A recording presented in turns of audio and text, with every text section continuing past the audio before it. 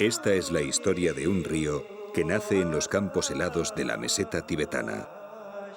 Considerado el cuarto río más importante de Asia, su cabecera, sin embargo, no fue descubierta hasta hace tan solo 6 años por el explorador y escritor francés Michel Peissel.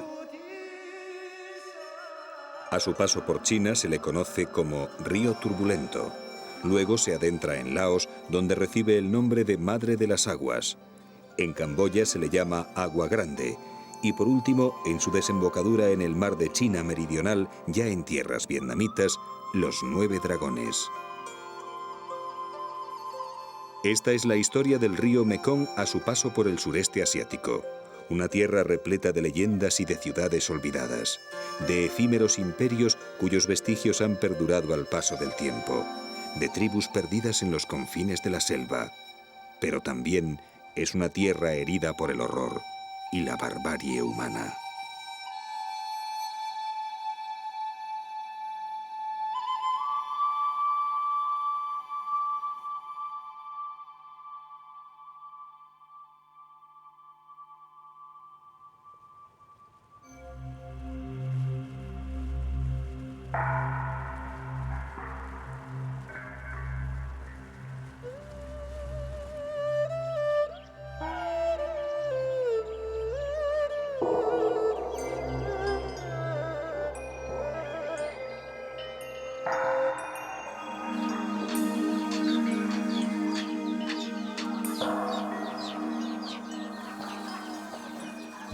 Amanece en las montañas de Annam y como cada mañana, Bun Sen comienza el día con la ceremonia del opio.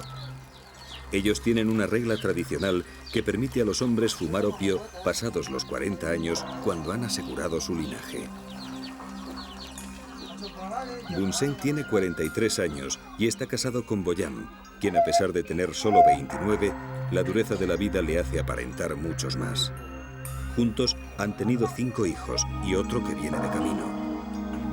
Viven en una modesta choza construida con caña de bambú y a diferencia de la mayoría de las tribus del sudeste asiático, su casa no está elevada sobre el suelo. Existen 2 puertas de entrada, una para hombres y otra para mujeres, pero esta división solo se utiliza en las ceremonias del matrimonio. El interior es de una sola pieza, con un dormitorio común, una cocina y un lugar donde se almacena el arroz. Las paredes no poseen ventanas y son utilizadas para colgar las cestas, los aperos de labranza, las plantas medicinales, la comida y los utensilios de cocina.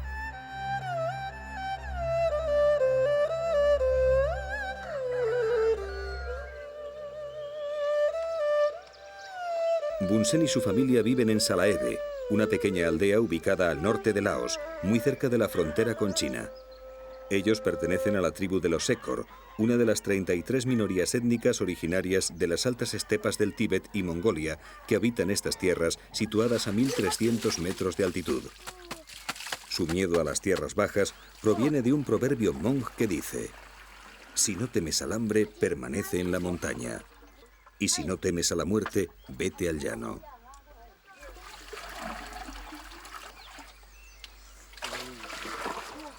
La actividad en el poblado comienza con la salida del sol.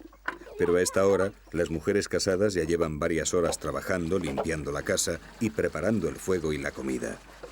Luego se reúnen en el manantial para recoger agua que transportan en cañas de bambú.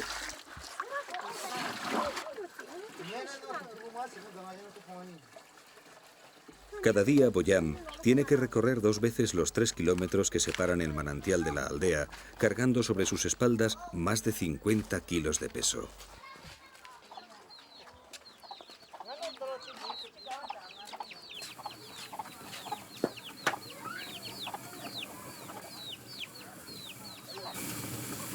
Mientras tanto, Chang Bang y Niai, las hermanas mayores de Boyam, muelen el arroz. Para los Sekor, el arroz no solo representa la base de su economía y alimentación, es el centro de sus vidas y como tal viven la mayor parte del tiempo pendientes de él.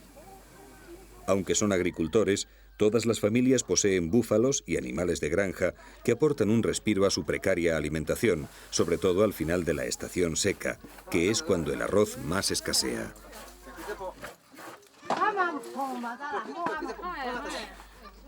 Pero hoy en Salaeve no es un día cualquiera. Hoy es 5 de febrero y las mujeres están preparando el arroz para celebrar el año nuevo. Luego prepararán pasteles especiales y licor de arroz. El arroz lo teñirán de rojo, verde y amarillo. El rojo representa la carne cruda, la sangre y el dragón. El arroz verde representa al propio arroz y a otros cultivos, y el amarillo al resto de los alimentos. Cada casa preparará arroz de los 3 colores que serán ofrecidos a los espíritus de la familia.